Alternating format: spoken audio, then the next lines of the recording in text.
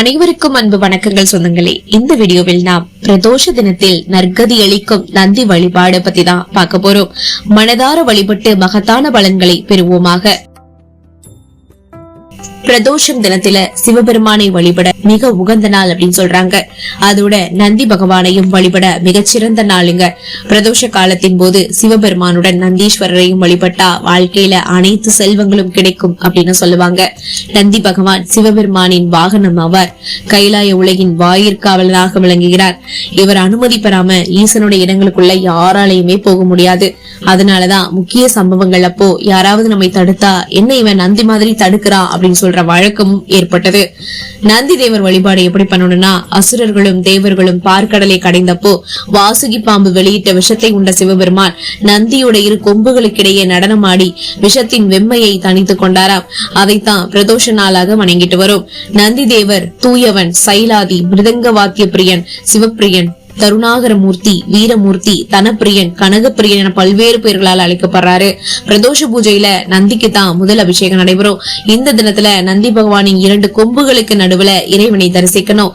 கருவறைக்கு பக்கத்துல இருக்கிற நந்தியோட குறுக்க போறதும் வீழ்ந்து வணங்குவதும் கூடாது. பிரதோஷ பூஜையில நந்தி பகவானை வழிபட்டா சகல தெய்வங்களையும் வழிபட்டதற்கு ஒப்பாகும். நந்தி பகவானை பிரதோஷ நாளில் வழிபடுவதால் கிடைக்கக்கூடிய பலன்கள் என்ன தெரியுமா சொந்தங்களே? நந்தி பகவானை 3 முறை பிரதர்ஷனம் செய்தால் எண்ணிய காரியம் நிறைவேறும். நந்தி பகவானை 5 முறை பிரதர்ஷனம் செய்தால் ஜெயம் உண்டாகும்.